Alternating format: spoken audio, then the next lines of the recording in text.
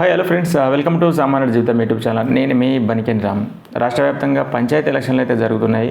So గ్రామాలలో ward మెంబర్లని ఉద్దేశించి ఈ వీడియో చేస్తున్నాను. కేవలం వార్డు మెంబర్ల కోసమే ఈ వీడియో చేస్తున్నాను. ప్రతి ఒక్కరు చూడండి. అలాగే ఇది నిజమా అబద్ధం అనేది కూడా కామెంట్ చేయండి, షేర్ చేయండి. సబ్స్క్రైబ్ చేయని వాళ్ళు తప్పకుండా సబ్స్క్రైబ్ చేయండి. సో గ్రామ పంచాయతీలో ఎలక్షన్లు జరిగేటప్పుడు వార్డు మెంబర్లు అయితే చాలా చాలా కీలకం. వార్డు మెంబర్ల ఎంపిక ఇద్దరు పోటీ చేస్తున్నప్పుడు వీళ్ళు ఇద్దరు కూర్చొని ఎంతో కసరత్తు చేసి వార్డు మెంబర్ని సెలెక్ట్ చేస్తారు. నిలబెట్టేటప్పుడే దాదాపు 80-90% అమాయకులే ఉండాలని చెప్పి సెలక్షన్ చేస్తుంటారు. ఎందుకంటే కొన్ని సందర్భాలలో కొంతమంది వార్డు మెంబర్లకి ఇష్టపడి ఉప సర్పంచ్ అడుగుతారు. అట్లా ముందే అడిగే వారిని ఆ వార్డులో లేకుండా ఇంకా వేరేలో పేర్లు రాస్తారు. అంటే దీని ఉద్దేశం ఏంటంటే అమాయకంగా ఉండే వాళ్ళనే పోటీ చేపిస్తారు. సో వాళ్ళు కూడా ఇంకా గెలిచిన తర్వాత గ్రామ పంచాయతీ ముందు ప్రమాణ స్వీకారం మహోత్సవం అయితే ఉంటుంది. ఆ ప్రమాణ స్వీకారం తర్వాత మేము వార్డు మెంబర్లము, ఒక వార్డుకు మేము ఇన్ఛార్జి. ఇప్పుడు ఉదాహరణ అందరు ఎమ్మెల్యేలు పోటీ చేస్తారు. అందరు ఎమ్మెల్యేలు ఎన్నుకుంటేనే ముఖ్యమంత్రి. అట్లా గ్రామంలో కూడా సర్పంచ్ ఒక్కడు ప్రతి వార్డు తిరిగి సమస్యలు చూడలేడు. కాబట్టి ఆయా వార్డులలో వార్డు మెంబర్లు ఇన్ఛార్జిగా ఉంటూ ఆయా సమస్యల్ని సర్పంచ్ దృష్టికి తీసుకొచ్చి, మేము ఎలక్షన్ టైంలో మనం ఈ మాట ఇచ్చాము, వీళ్ళకి కంపల్సరీ 5 సంవత్సరాలు మనం తీర్చాలి అని చెప్పి సర్పంచ్ ద్వారా ఆ సమస్యలు తీర్చే ప్రయత్నం చేయొచ్చు. మంచి పేరు సంపాదించుకోవచ్చు. కొన్ని సమస్యలు అక్కడికి పరిష్కారం అవ్వకుంటే ఎంపీడీఓ ద్వారా వెళ్ళొచ్చు, కలెక్టర్ ద్వారా కూడా వెళ్ళొచ్చు, అవసరమని కూడా ఎమ్మెల్యే ద్వారా కూడా ఆ వార్డు మెంబర్కు ఆ వెసులుబాటు ఉంటుంది. అలా కూడా చేయొచ్చు. కానీ చాలామంది అంటే చాలామందిని అమాయకులను ఏం తెలియని వాళ్ళని పోటీ చేస్తారు. కాబట్టి వాళ్ళు గెలిచిన తర్వాత ప్రమాణ స్వీకారం తర్వాత వాళ్ళు వార్డులో కనిపించరు. గ్రామ పంచాయతీ దగ్గరికి వెళ్ళి కూడా వాళ్ళు ఆ వార్డు సమస్యలపై ఎక్కువ మాట్లాడరు.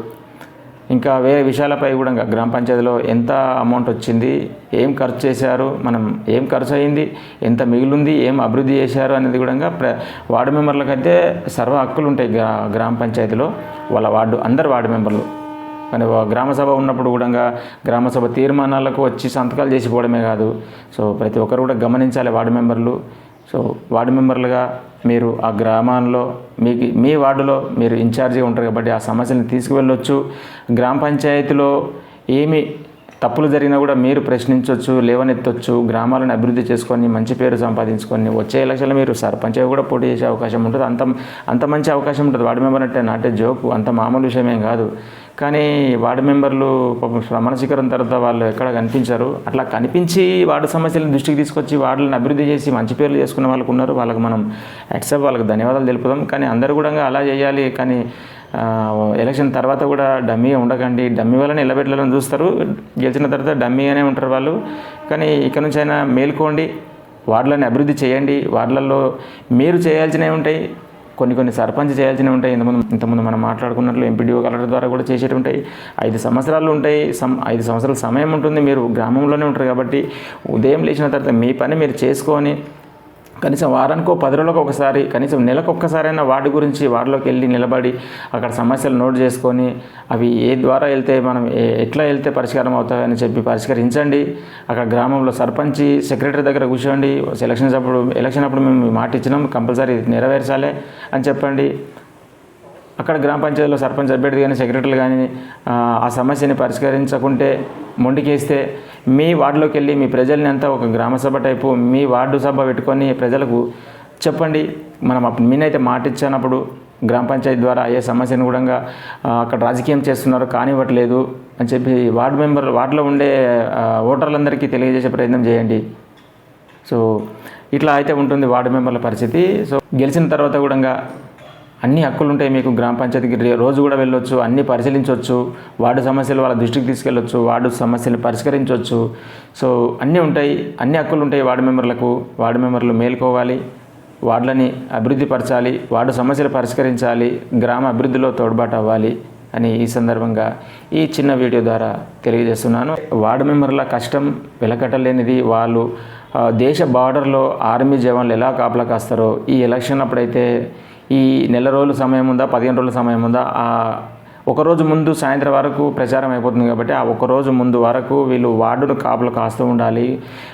ఆ వార్డులో ఉండే వాళ్ళకు వీళ్ళు ఒకవేళ వార్డు మెంబర్ నిజాయితీ ఉన్నప్పటికీ ఆపోజిట్ వార్డు మెంబరు డబ్బులు వంచినా, పూరీలు వంచినా, మందు వంచినా తప్పనిసరి పరిస్థితులు నిజాయితీ పరిస్థితులు తన మనసాక్షిని చంపుకొని ఆపోజిట్ వార్డు మెంబర్ ఏం చేస్తున్నాడో ఈ వార్డు మెంబర్ కూడా అన్నీ చేయాల్సి వస్తుంది. రాత్రి మొత్తం కాపలా కాయాల్సి వస్తుంది.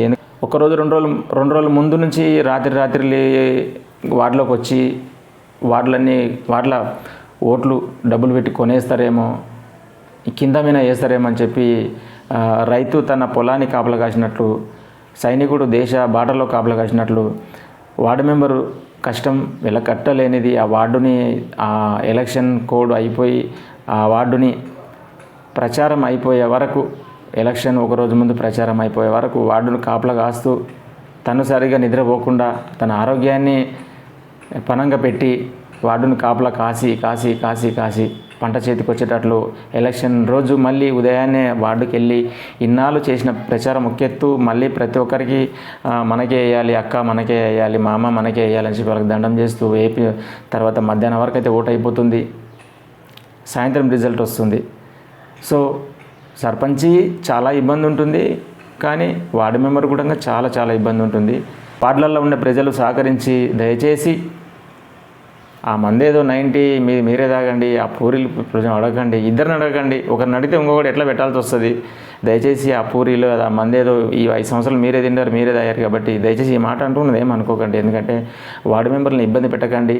ఎందుకంటే వార్డు మెంబర్ని ఉద్దేశించి ఈ వీడియో ఎందుకు చేస్తున్నాను, వార్డు మెంబర్లు ఎందుకు ఇబ్బంది పెట్టొద్దు అంటున్నంటే వార్డు మెంబర్ గెలిచినా వాళ్ళకు గ్రామ పంచాయతీ నుంచి నెల జీతం ఉండదు. వాళ్ళకు ఆ వార్డులో ఏదైనా పనులు చేసి, అది కూడా టాలెంట్ ఉండి పెట్టుబడి పెట్టుకొని ఏదైనా పనులు చేస్తేనే ఏదో కొంత మిగులుతుంది తప్ప వార్డు మెంబర్లకు జీతాలు ఉండవు.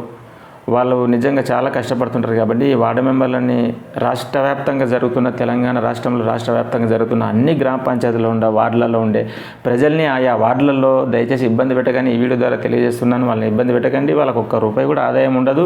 ఈ పూరీలు అంటూ, మందు అంటూ, బిర్యానీలు అంటూ, ఇంకా వేరే ఆశలు అంటూ ఇక్కడ మాది మహబూబ్నగర్ కాబట్టి ఇక్కడ తక్కువ, కరీంనగర్ వరంగల్లో మామూలుగా ఉండదు. వార్డు మెంబర్కు సర్పంచ్ కంటే ఎక్కువ ఐరాణ ఉంటుంది అక్కడ. దయచేసి తెలంగాణ ప్రజలారా మీ వార్డులలో వార్డు మెంబర్ని ఇబ్బంది పెట్టకండి.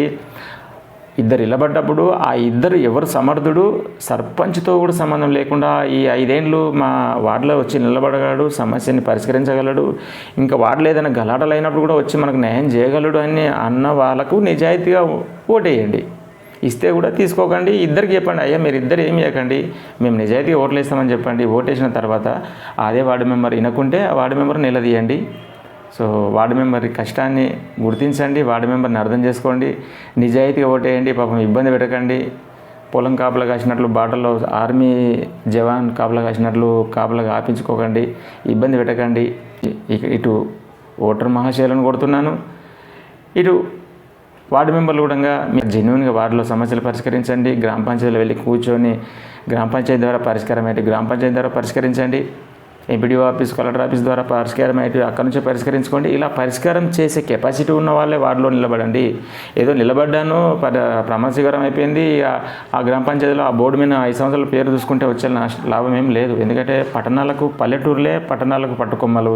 పల్లెటూరులు అభివృద్ధి అయినప్పుడే పట్టణాలు, రాష్ట్రాలు, దేశం అభివృద్ధి అవుతుంది. కాబట్టి పల్లెటూరులే చాలా కీలకం. వార్డు మెంబర్ నుంచి రాష్ట్రపతి వరకు అందరూ కూడా ఇదంతా ప్రజాసేవనే. కాబట్టి ప్రజాసేవలో దిగిన వార్డు మెంబర్లు మీ హక్కులు తెలుసుకొని వార్డులను అభివృద్ధిపరచండి. ఆ వార్డులలో ప్రజలు వార్డు మెంబర్లను సహకరించి నిజాయితీగా ఓటేయాలని ఈ సందర్భంగా కోరుకుంటూ మరొక వీడియోతో మళ్ళీ కలుద్దాం. సబ్స్క్రైబ్ సామాన్యుడి జీవితం యూట్యూబ్ ఛానల్. Thank you.